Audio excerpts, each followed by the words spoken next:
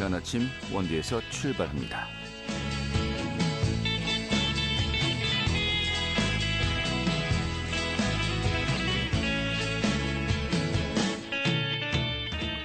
안녕하십니까. 12월 29일 목요일 아침에 인사드리겠습니다. 상쾌한 아침 원주에서 출발합니다. 진행의 한태호입니다.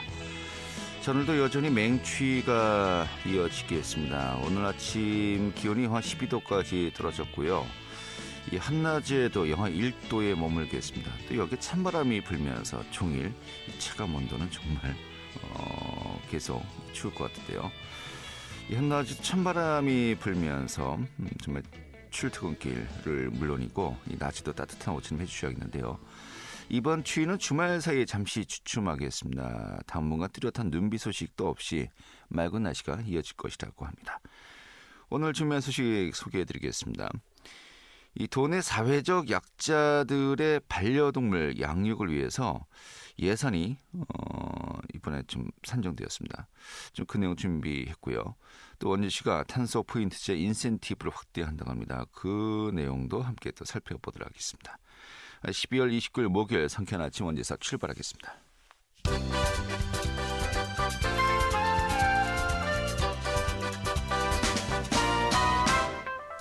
오늘의 뉴스입니다. 이 평창 알펜시아 리조트 매각 입찰 방해 의혹과 관련해서 검찰이 이틀 연속으로 압수수색에 나섰습니다.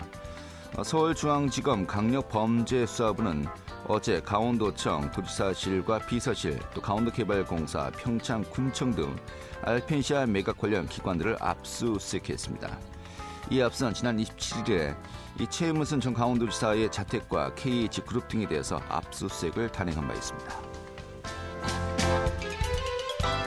원주시 불온면 법천사지 유적전시관이 어제 개관했습니다. 유적전시관은 78억 원이 투자돼 연면적 2200제곱미터, 지상 2층 규모로 건립되었고 전시실과 개방형 숙장고 등을 갖추고 있습니다. 전시실엔 기와와 백자, 청동보살, 복제품 등이 전시되어 있습니다. 강원특별자치도의 출범이 6개월 앞으로 다가오는 가운데 강원특별자치도의 비전인 신경제 국제도시를 뒷받침할 특례사항들을 담은 입법안의 초안이 윤곽이 드러나고 있습니다. 초안은 200개 내외의 조문으로 구성돼 산림, 군사 규제와 관련된 사항들이 다수 담겼고 김진태 도지사는 어제 특별자치도 출범과 관련해서 각종 특례사항들을 담은 입법안을 첫 보고받고 법제화 추진 상황을 점검했다고 밝혔습니다. 오늘의 뉴스였습니다.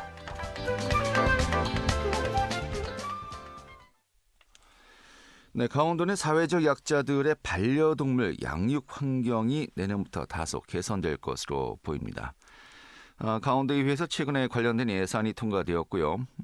또 이 반려동물 지원 사업의 조례안에 근거되어서 예산안이 책정된 것인데 이 조례안을 발의했었죠. 국민의힘의 박호균 도의원 연결해서요. 이 내용 살펴보도록 하겠습니다. 의원님.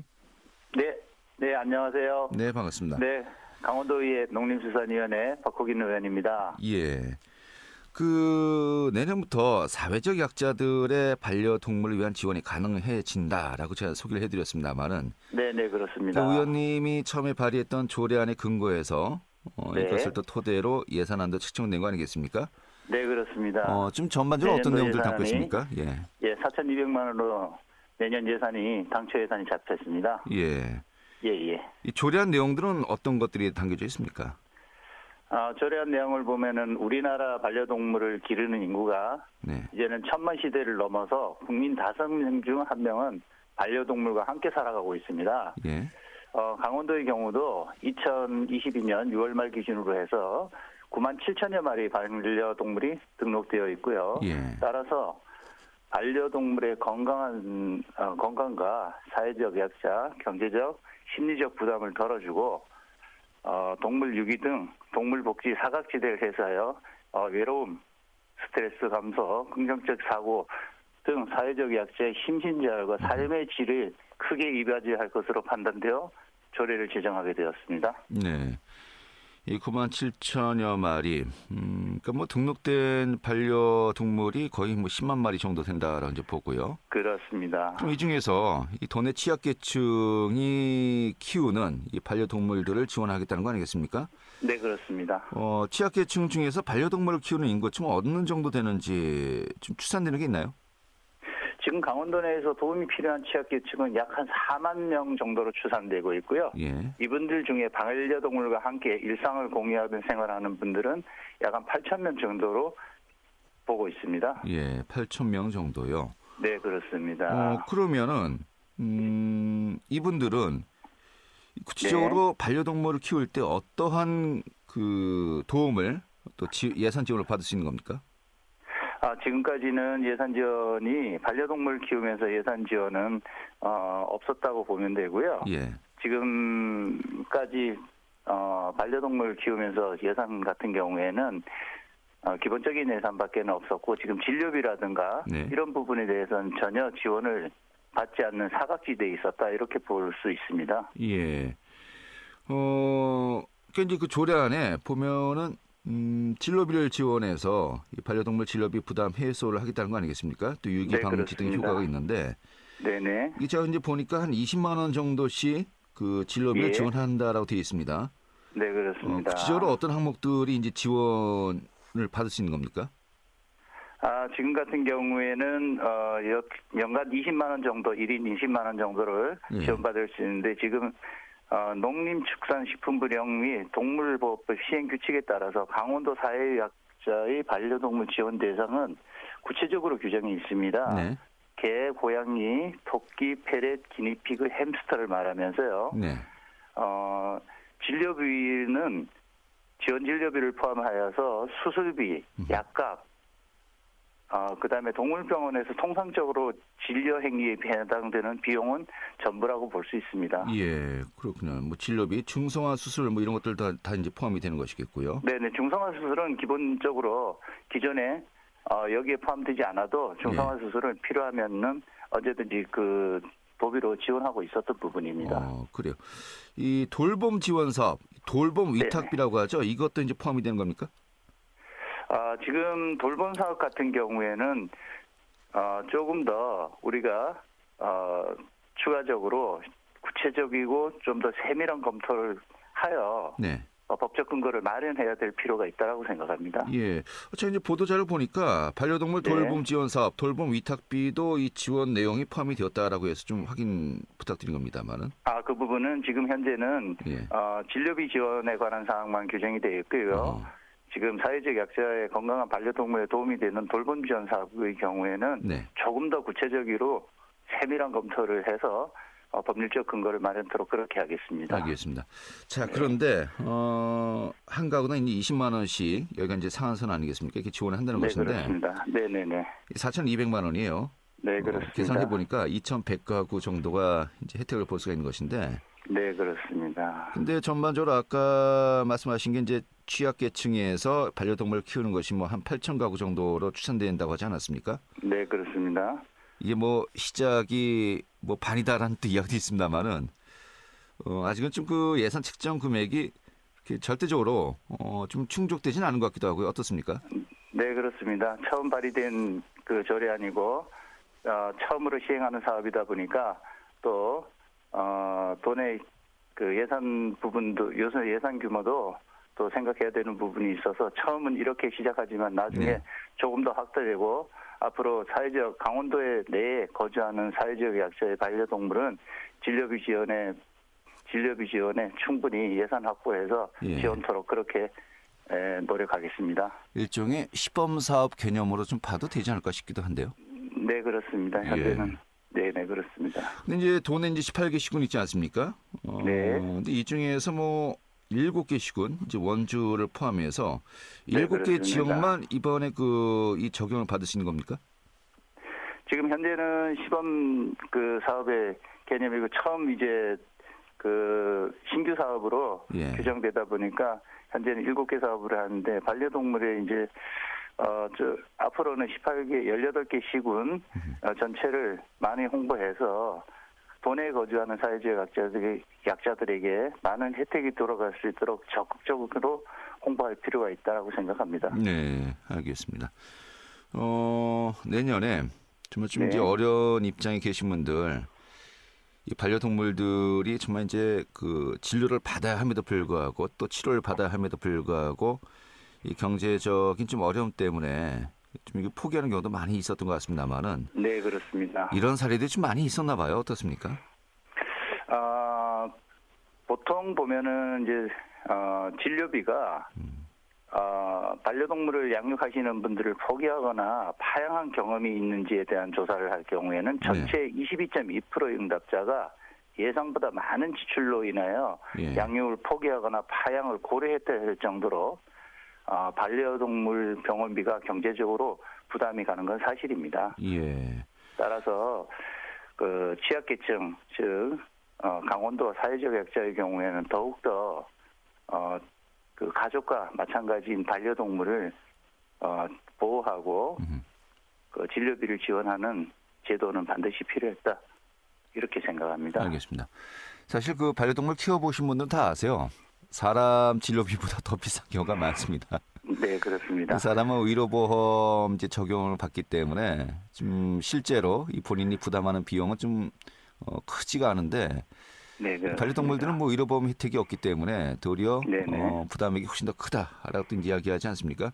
네, 그렇습니다. 그런 부분에서 좀 도움이 되지 않을까 싶기도 합니다.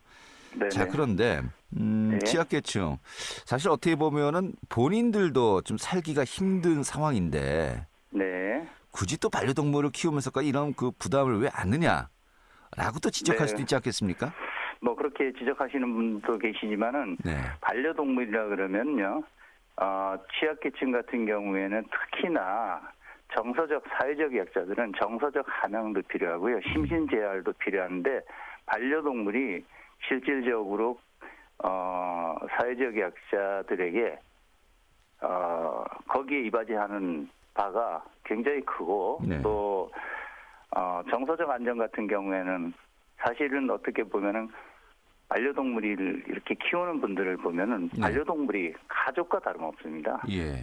예. 그렇기 때문에 또 지금 같은 경우에는 여러 가지로 봤을 때 지금 특히나 사회적 약자의 경우에는 반려동물을 키움으로 해서 네. 정서적 안정이 기여한다고 볼 수 있습니다. 알겠습니다. 네네.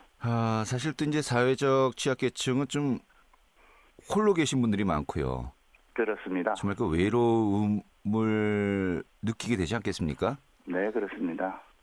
근데 그 옆에 이 반려동물이 위로해주고 또 함께 네. 있다라는 그 어떤 마음 자체가 어떻게 보면 정말 동물 복지가 아니라 사람에 대한 복지 개념으로 또 이 문제를 접근해야 되지 않을까 싶기도 한데요. 네, 그렇습니다. 그거는 지금 말씀하신 것 그대로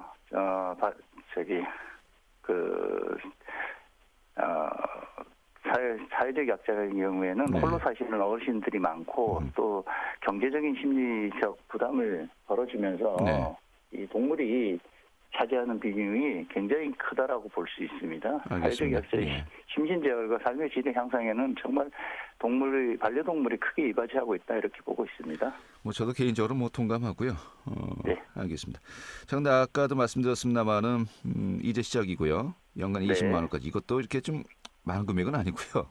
네, 그렇습니다. 또 이게 4,200만 원이면은 맥시멈 뭐 최대한 2,100가구 정도이기 때문에 예. 뭐 절대적으로 그 예산 지원액이 많지는 않은 것 같습니다. 이런 가운데 그렇습니다. 앞서 이야기했던 7개 시군 외에 또 다른 네. 지자체들은 협의를 진행하고 있고요. 네, 좀 더 이 그렇습니다. 사업이 좀 확대돼야 하지 않겠습니까? 향후 좀 일정 계획 어떤 것들이 있습니까? 지금 현재는 강원도 각 시군 지방자치단체하고 도내에 거주하는 사회적 약자에게 많은 혜택이 돌아갈 수 있도록 지자체에서 또 강원도에서 적극적으로 홍보해서 네. 지금 7개 외에 18개 시군 그대를 전부 사회적 약자를 위한 진료비 지원이 반려동물 진료비 지원이 될 수 있도록 그렇게 홍보해 나가도록 그렇게 하겠습니다. 알겠습니다. 네. 내년 이맘때쯤에는 네. 이 사업이 좀 성과를 검토해 보고요. 네. 대폭 확대되었다. 대폭 네. 사업 내용이 좀 많이 늘었다라는 정도 또 제가 소식 가지고 다시 한번 또 뵀으면 좋겠네요. 네네. 알겠습니다. 그렇게 노력하도록 하겠습니다. 알겠습니다. 오늘 말씀 고맙습니다. 네, 감사합니다. 네, 국민의힘의 박호균 도의원이었습니다.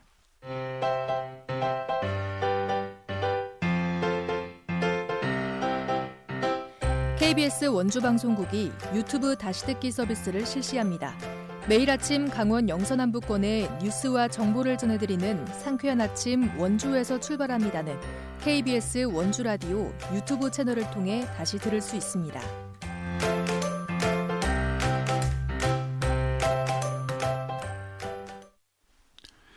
네, 현재 원주시에서는요, 탄소 포인트제를 시행하고 있습니다. 전기와 상수도, 가스 사용을 줄이고 현금을 받을 수 있는 제도인데, 이 제도를 또 원주시가 앞으로 또 계속해서 확대할 예정이라고 하죠. 오늘 자세한 내용 살펴보도록 하겠습니다.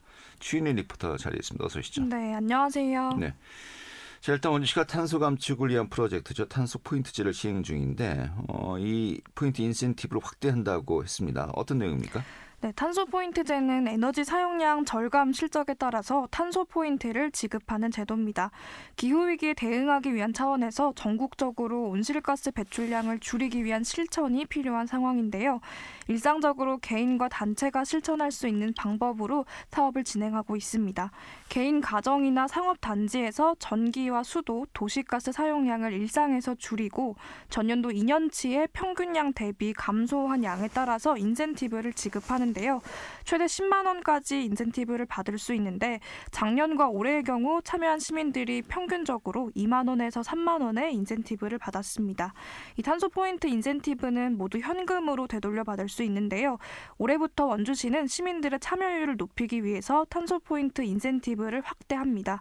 전기가스 사용을 줄이고 최대 25만 원까지 인센티브를 받을 수 있도록 하는데요. 원주시 박주후 기후에너지 팀장 이야기 들어보겠습니다. 전국 평균 참여율이 가구 기준으로 11%인데 반해 원주시 참여율이 7% 정도 수준입니다. 이에 전국 평균 수준으로 참여율을 확대하기 위해 포인트당 최대 2원까지 지급했던 것을 5원까지 지급할 수 있도록 자체 예산 1억 원을 추가 확보하여 총 예산 2억 3,400만 원을 편성하였고 최대 25만 원까지 인센티브를 지급할 수 있도록 하였습니다. 따라서 보다 많은 시민들이 참여할 수 있도록 적극 홍보를 통해 에너지 절감을 실천하고자 합니다. 네, 하지만 이 탄소 포인트제에 대해서 시민들의 관심 아직은 그렇게 높지는 않은 것 같기도 한데요. 참여도 좀 더 필요한 것 같기도 하고요. 현황이 어떻습니까? 네, 원주시에서는 올해 만여 가구와 80여 개 아파트 단지가 탄소 포인트제를 신청을 했는데요. 이 중 6,400여 가구가 참여해 1,500톤의 온실가스를 감소시켰습니다. 이에 5,500만 원의 인센티브를 지급받았는데요. 원주시의 참여 세대는 매년 늘고 있는 추세지만 참여율이 매우 낮은 상태입니다. 올해 기준 원주시 탄소 포인트제의 참여율은 전국 평균 참여율의 절반 정도에 그치는 수준인데요. 또 강원도의 평균 참여율보다도 낮은 수준입니다. 아직 탄소 포인트제에 대한 시민의식이 부족하다는 것과 또 원주시의 세대당 인센티브 지급액이 적다는 것이 원인으로 꼽히고 있습니다. 네, 이런 사업은 정말 많은 분들이 함께 하셔야 그만큼 또 의미가 커지지 않을까 싶습니다만, 이 탄소 포인트제 좀 참여 방법은 어떻게 됩니까? 네, 에너지 사용량을 확인할 수 있는 계량기가 부착된 건물이나 아파트에서 생활하는 시민이라면 누구나 참여할 수 있는데요. 인터넷에 탄소 포인트제 누리집을 검색해서 가입 신청을 하면 됩니다. 또 인터넷 활용이 어려운 경우에는 읍면동 행정복지센터에 방문해서 신청하실 수 있습니다. 처음 한 번만 신청하면 이후로는 중간에 서류를 제출하거나 에너지 사용량을 계산할 필요 없이 시스템이 자동으로 계산하고 인센티브를 지급해주는 유용한 제도인데요. 이 감축된 양이 탄소 포인트로 적립되면 1포인트당 현금과 또 그린카드 포인트 종류로 인센티브가 지급됩니다. 탄소 포인트제에 관한 시민 이야기 들어보겠습니다. 네, 온실가스도 줄이고 인센티브도 받을 수 있다고 하여서 가입을 하게 되었고요. 에너지 절약을 하기 위해서 쓰지 않는 콘센트는 이제 빼놓거나 물을 받아서 쓰거나 하고 있습니다. 올해는 이제 5% 이상 감축을 못해서 인센티브를 받지 못했는데 내년엔 인센티브 지급액이 늘어나는 만큼 열심히 감축해서 인센티브를 받아볼 생각입니다. 네. 앞으로 목표치는 어느 정도라고 합니까? 네, 원주시는 2030년까지 2018년 대비 온실가스 40% 감축을 목표로 하고 있습니다. 참여율이 20%만 돼도 축구장 270여 개의 면적이 숲으로 뒤덮이는 효과가 있다고 하는데요. 이 별거 아닌 것 같은 사소한 습관이 하나둘 모여서 우리가 사는 곳을 지킬 수 있습니다.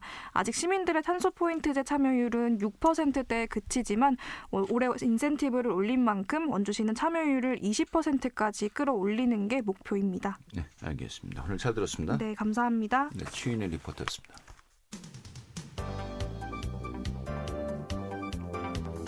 생생한 현장, 유익한 생활 정보를 전해드리겠습니다. KBS 원주 라디오 상쾌한 아침 원주에서 출발합니다를 함께하고 있습니다. 네, 지금 시각이 8시 51분이고요. KBS 원주방송국의 상쾌한 아침 원주에서 출발합니다. 함께하고 계십니다.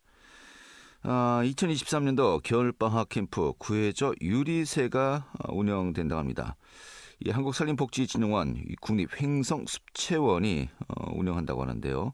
오늘 그 내용 좀 소개해드리겠습니다. 국립횡성숲채원의 산림교육팀 문나래 주임 연결하죠. 여보세요? 네, 안녕하세요. 네, 반갑습니다. 굉장히 그 프로그램 이름이 특이합니다. 구해저 유리새. 네네. 이 체험 프로그램 좀 어떻게 시행하게 된 겁니까? 우선 새들은 생태계 내에서 조절자로서 굉장히 숲의 피해를 줄이고 또 씨앗을 퍼뜨려서 숲을 유지하는 중요한 역할을 하는데요. 네. 그런데 우리나라뿐 아니라 전 세계 많은 유리 건물에서 수많은 새들이 죽어갑니다. 유리가 사용된 건물이라면 야생주류는 언제나 위험에 노출이 되어 있는데 숲속에 있는 횡성숲채원 건물은 높이가 높지는 않지만 일부 교육을 하는 강당이 유리로 되어 있어서 종종 충돌해서 폐사하거나 부상을 입은 새들을 발견을 하곤 하였습니다. 네. 그래서 겨울방학에 국민에게 새의 소중함을 알리고 이들을 보호할 수 있는 활동까지 연계를 하면 유익할 것이라고 생각을 해서 캠프를 열게 되었습니다. 네, 그렇군요. 자, 일단은 유리 등에 부딪혀서 새들이 네. 이제 사고를 이제 겪는 경우 이게 좀 통계치가 나와 있습니까? 우리나라의 경우에는 환경부와 국립생태원에 따르면은 우리나라는 매년 약 800만 마리가 유리창에 충돌해서 치명상을 입거나 죽고 하루 평균 약 2만 건 정도 집계가 되고 있습니다. 네, 굉장히 많군요. 네네, 그렇죠. 그런데 사람이 또 살면서 이 건물들이 없을 수도 없고 또 유리라는 것이 유리창이라는 것이 또 필수품 아니겠습니까? 그렇죠. 뭐 해결책이 따로 있을까요? 어떤 방법들이 좀 우리가 고민해 볼 수 있을까요?